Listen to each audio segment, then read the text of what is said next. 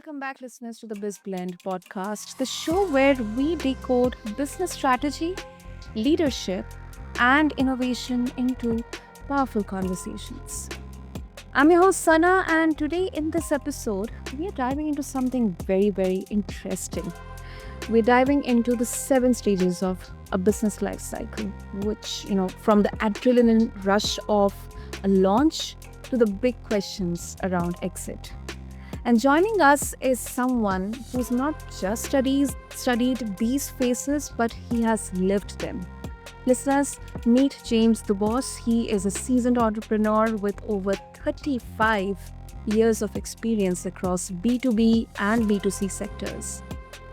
Some incredible numbers in there. He has founded 10 companies, exited 7 of them, with exits ranging from 5 to 8 figures. And he now leads the DuBos Group, helping entrepreneurs navigate growth and transition. And listeners, what set James apart isn't just the numbers. It's his employee first, servant leadership philosophy built on gratitude, humility, and team culture. So, whether you are launching a new idea or preparing your company for the scale or sale, this conversation is going to be pure gold. So, with that, James, welcome to the show, and it is such an honor to have you with us. Well, thanks so much for having me. I'm really excited to be here. I guess I'll give you a little bit more info from your intro. The entrepreneurial journey. No one comes out starting as an entrepreneur with all the answers, right? And I think it's really important that for me, as I exited my last company back in 2022, I took some time to really distill the characteristics that made those exits successful. And I can also say that this last company that I founded and operated was my most fulfilling. And so what I wanted to do was create a very accessible set of resources for entrepreneurs so that you Mhm. can, you don't, time is our most valuable asset. Yes, yes. And so how do you in a very succinct way, focus on the things that matter in your business. And at the same time, because we all know as an entrepreneur, business is hard, right? This is hard stuff. And so, how do you find joy and fulfillment through this journey? And so that's those characteristics that you mentioned in my intro. And so with the Dubos Group, I've really focused really on, what I'm going to call the entrepreneurial journey, whether you're launching, scaling, or thinking Mhm. about exiting. My own mentality taught me that, we spend probably the majority of our time as entrepreneurs working in and on our businesses. So Mhm. why I meet so many entrepreneurs who aren't thinking about building a company that has transferable value. Right, and so when I talk to them and I'm looking at them, I'm saying to them, "You're spending the majority of your time, and at the end of this journey, 10, 20, 30 years from now, are you telling me that you're just gonna turn out the lights and lock the door and walk away? I don't understand. Why are you spending all this time?" And so this concept of building an exit-ready business is really what I'm trying to help entrepreneurs see that you have an asset that's at your disposal that can give you freedom and options, even if you don't intend to sell right now. But by building it and running it in a particular way, you're going to create an asset that has transferable value when the time comes, whether that's to another third party, transitioning it to another family member, or even transitioning it to an employee owned company. And so that's the goal. That's the idea. That is, that is such a brilliant beginning to this conversation, James. Thank you for sharing that. And one of the thing which um is kind of very much intriguing me the most is your approach. Obviously, people first, employee first, servant leadership. Now, in multiple of my conversations on BizBlend, I've recently learned across, come across this kind of leadership. Never, I mean, like 1 or 2 years before, I was not even aware about something called a servant leadership. So before we talk about your journey, James, and the insights, what exactly do you, how do you define servant leadership? So to me, the simplest way to express it is that you think about the other individual's goals, needs, desires before your own. And so when I would found my companies and I would hire managers because basically I'm bringing a manager in to delegate things that I was potentially doing, before. And so what I wanted was the fundamental goal of the managers to give them, the employee community, all of the resources necessary, whether that be training, remove problems, any barriers that exist, have their best interest at heart. And so when you engage with the employee and they come to realize that you're there to support them in their professional journey to help them achieve whatever professional goals they have for themselves, as well as personal goals, how do you help them achieve those things? People become very loyal and they work incredibly hard on your behalf because they know that you have your best interest at heart.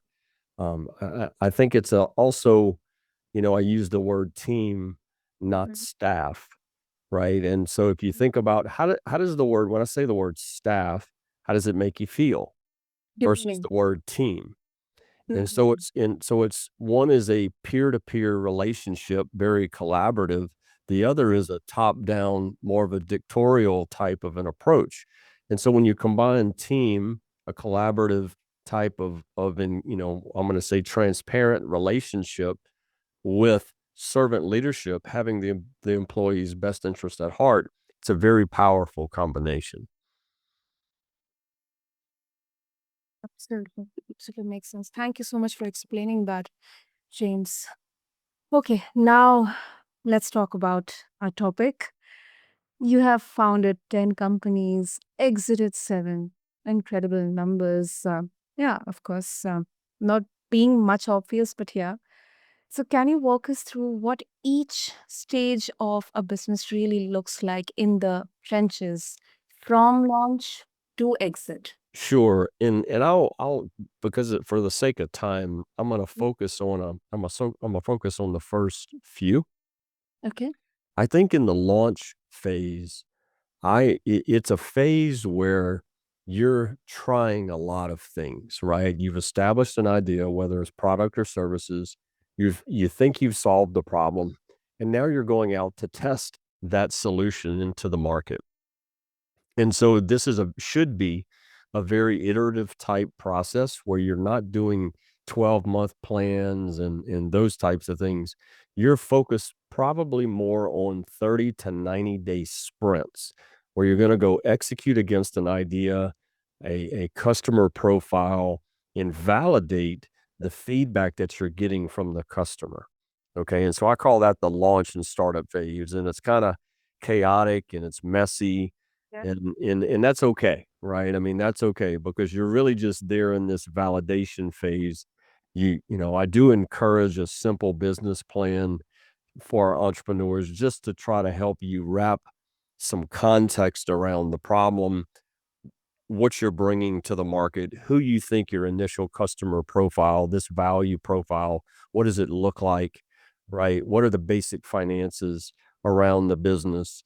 Okay, have a simple plan in place, but understand that that plan is probably wrong.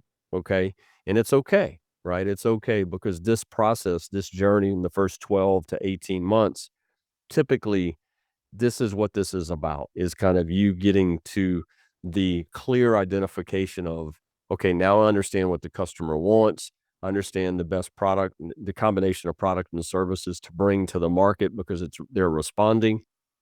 Mhm. Now I can take this next step. And when you reach what I refer to kind of as the stability stage, right? Mm. This is the stage when you've gotten past, the launch.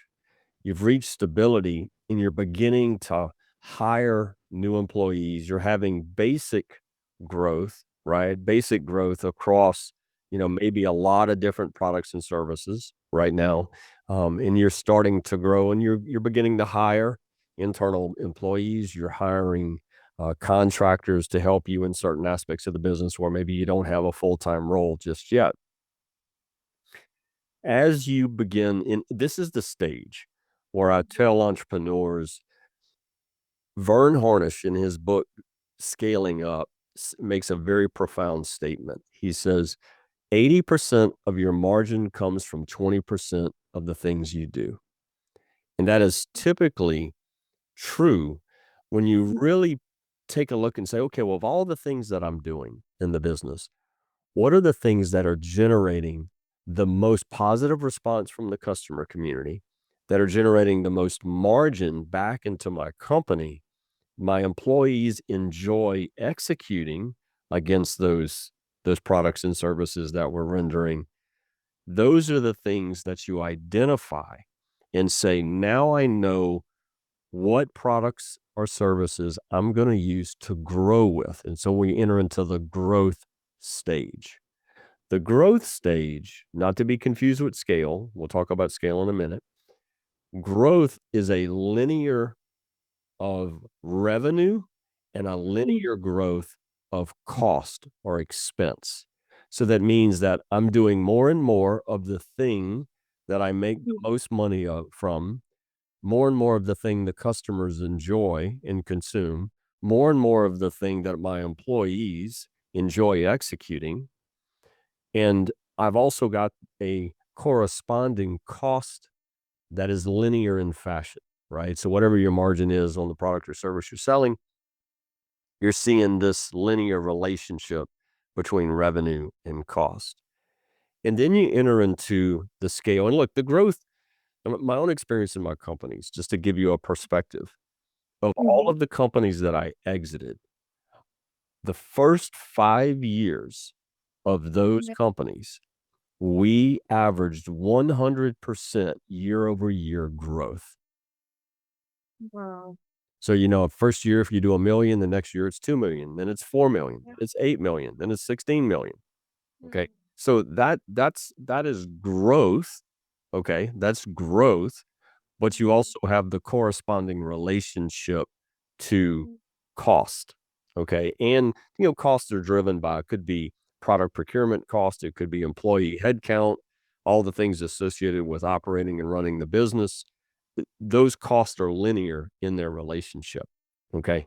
So then you enter into scale. And what scale is, the difference between scale and growth is that you break the linear relationship, because now you're able to sell something that doesn't necessarily add cost, or it adds cost at a lower relationship than your linear growth oriented cost. So as an example, simple example, if I'm charging someone hourly to provide services, I have a corresponding hourly cost associated with that, with the resources, the personnel that are providing the services, right? If I sell a membership for the same set of services, or a subscription for the same set of services, now I've disconnected the relationship between the revenue, the subscription, and the actual underlying cost associated with rendering the services that are being, rendered under the subscription model, thus driving a scale capability. So my own experience was, as I generated scale in my companies, my margins would virtually double.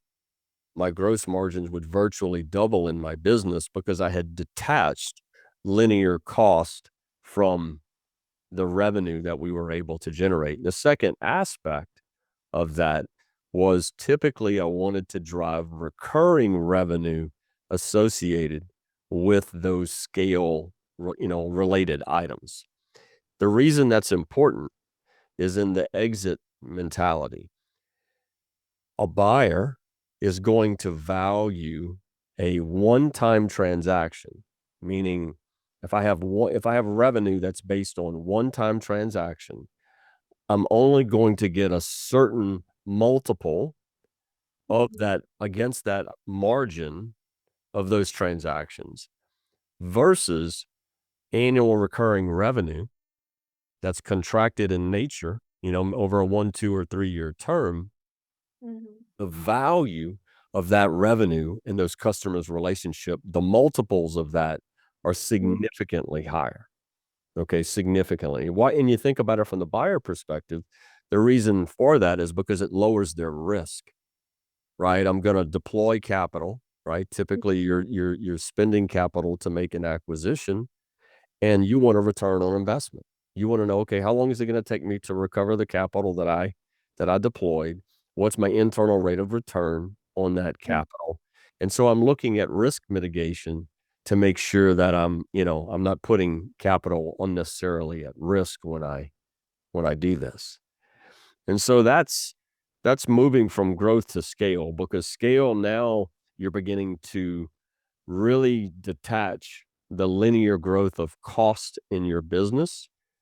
You're insulating the business from the ups and downs, if you will, related to risks against revenue. So, as an example, using our hourly example, if you had a relationship between I'm selling hours and I have people to deliver those hours, if I lose a person or I lose multiple people within the organization, I actually have lost my revenue stream. And so now I got a direct connection that I'm going to hamper growth because I've lost the cost basis against the thing that I'm selling. Okay. And so, what scale gives you is it begins to insulate you from potential threats against revenue. Okay. So that the other aspect of scale, when you're selling subscriptions and these types of things, you're focused on customer relationships. So you're focused on what we would refer to as customer churn. We want to reduce and have a very low volume of churn, meaning cancellations in those recurring revenue components of the business. We're also focused on the operating expenses. So it not only is it personnel, but what are the other things associated with delivering that subscription related revenue? And the more I can do to drive margin into that, the more attractive it looks to the buyer, as well as the impact to the business is much greater, right? Is much greater because I'm continuing to be efficient with the dollars that I'm receiving. As you enter into, so let me stop. Do you have questions? Absolutely. So, uh, I have had several, not several, but one or two major cases where startups, and this happens especially in the edtech space post COVID, where during COVID, they scaled monstrously. I mean, the company expanded its operations across continents. It had huge amount of brand deals. Um, in fact, at international sports events. So it looks like to me, when you were explaining that the scaling part was kind of a slippery slope for this particular company. So my question to you, James, is w- which particular phase is kind of the most susceptible one where most of the ventures or startups or companies they fall?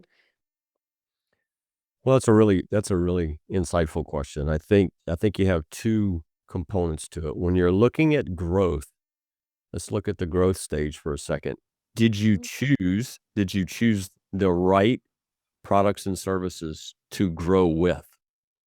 Okay. Oh, And so I think the evaluation has to be very mindful. The other thing that's important in the growth stage is you typically will have an employee community that is a management team that is helping you execute against the business goals. And this is the stage where I believe annual strategic planning becomes critical, so that you're not just yourself as the entrepreneur owner in a box by yourself trying to make these decisions. You're actually in dialogue with everyone who's going to own a piece of the decision and the execution of the decision based on growth. And so you put them all in a room for a day or two and go through a formal process of identifying people, process, and tools associated with where you believe you're going to grow. And the second part of this is you're getting good feedback as a group. People are committing to their components of owning the outcome of their individual roles within the company, which gives you, quite frankly, a higher percentage of success. When you enter into scale, typically what I've seen is people are thinking, so I'm going to use your example, not knowing the situation, but I'll use your example. Basically, it sounds like they invested in a lot of infrastructure to try to go scale. And to me, that's not scale. To me, that's growth. Okay. And I am not a big fan of a pre-investment of capital without revenue to justify the expense. Dell is a great example of what I refer to as just in time. Right? If you've ever visited a Dell factory, a modern computing, factory, you walk in and it's literally just in time assembling and manufacturing of their systems, right? So they're not manufacturing anything until they got an order. Right, until they got an order. And so when I'm thinking about scaling a business, I'm thinking about, yeah, I know I'm gonna have to hire people. I know I'm gonna have to deploy resources to be ready to execute against the revenue, but I need to make that as just in time as possible so that I'm not deploying capital and, quite frankly, putting capital at risk. Yeah. 'Cause that's what happens is you're putting capital at risk. And look, the source of capital in these stages, whether it's growth or scale, becomes a very important component.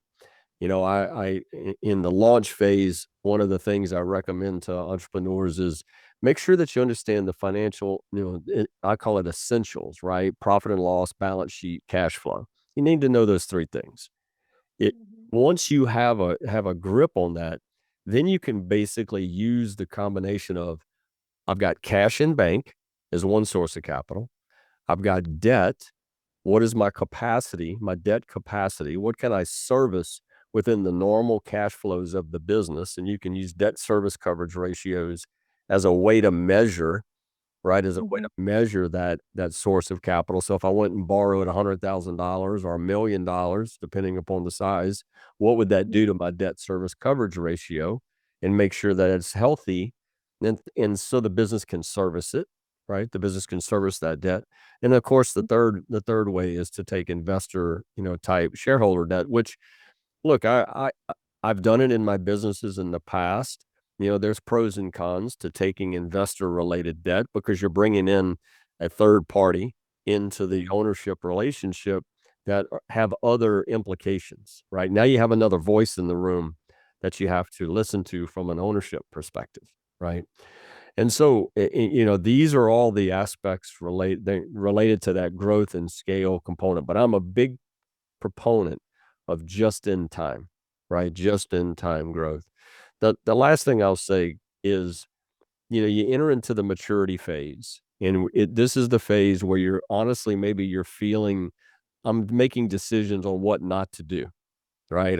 It's more of a protectionist type phase, and you're starting to make decisions of, do I want to replicate into other geographic markets, similar to the example that you raised? And I'm making decisions to take a working model that I have in a particular market or set of markets, and I want to go replicate that. And I can do that either organically by just standing up, wholesale new markets and do organic growth, or I'm starting to look at mergers and acquisitions and do I go out and acquire to try to accelerate the markets that I'm going to enter into, right? Which is what, which is kind of gets into that exit readiness, component. So you can use the exit ready attributes to acquire as well. So if you're evaluating companies, You can say, I'm going to take these and I'm going to apply these characteristics back on a potential acquisition target and say, how do they measure up? Right? How do they measure up? And then you begin to think like a buyer instead of a seller. But that's, from maturity, you kind of enter into exit itself, and or a replication strategy where you replicate into other geographic markets to continue to scale the company. Mm. That makes sense. Makes sense. And as you mentioned about identifying the right products or services during the growth stage, I think it again goes backwards to the launch stage. Where you are trying to identify the PMF, the product market fit, because sometimes it's kind of there is no problem, but we are just trying to find a solution to a problem which doesn't even exist.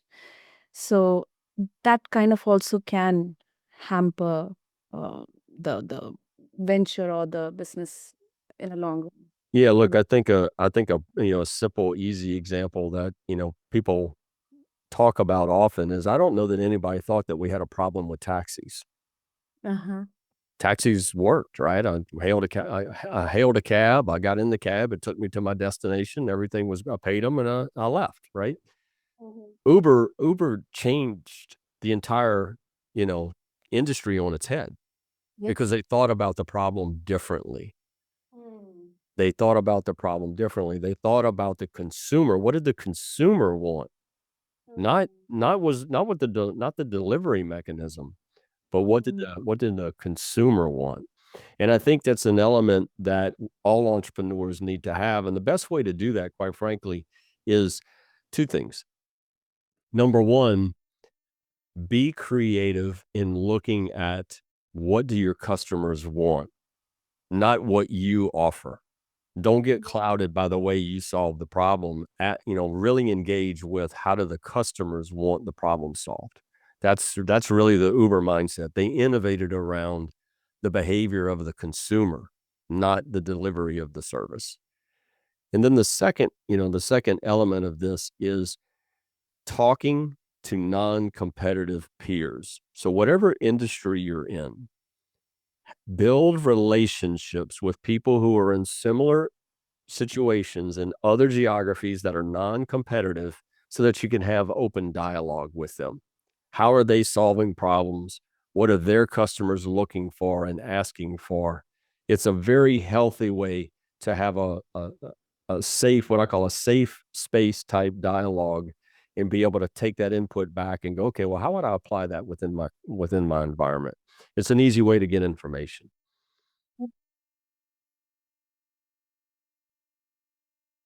Wow, great, great. Unfortunately, so we have a time constraint. I mean, this was such an insightful conversation, James. Really, because your insights were practical and really some great um, golden nuggets we all are getting, especially for early stage entrepreneurs or founders who are just entering into this journey, embarking upon this journey. So, if our listeners would like to connect with you and explore more about the 7 stages of leadership, about your journey, about the exit strategies, what is the best way to do that? Yeah, look, I'm happy to give additional context to how the exit journey itself, looks like. If you go to dubos.me, DUBOS.me, you'll see a get started button, and there it's basically three, I'll say, customer journeys: launch, scale, or exit. And there's something there. There's free material on the site for you to consume, to begin to help you think about whatever stage of journey you're in. And so I really appreciate you allowing me to be on your show and to give some insights. And I look forward to helping in the future. Absolutely. I'll make sure to have all the links mentioned in the show notes. Once again, James, thank you for walking us through the real terrain of entrepreneurship and business. Not Sure. just that, but the heart of what it takes to build and transition with integrity. Thanks for having me. And to all of our listeners, whether you are in the messy middle or eyeing your next venture, be mindful about that every stage has its own lesson. And with the right mindset and mentorship, you don't just grow a business, you become the kind of leader worth following. Until next time, keep blending business with boldness. Make sure to check out the show notes to connect with James and check his website out, check the resources he's providing. And stay tuned into BizBlend, be inspired, and stay curious as well.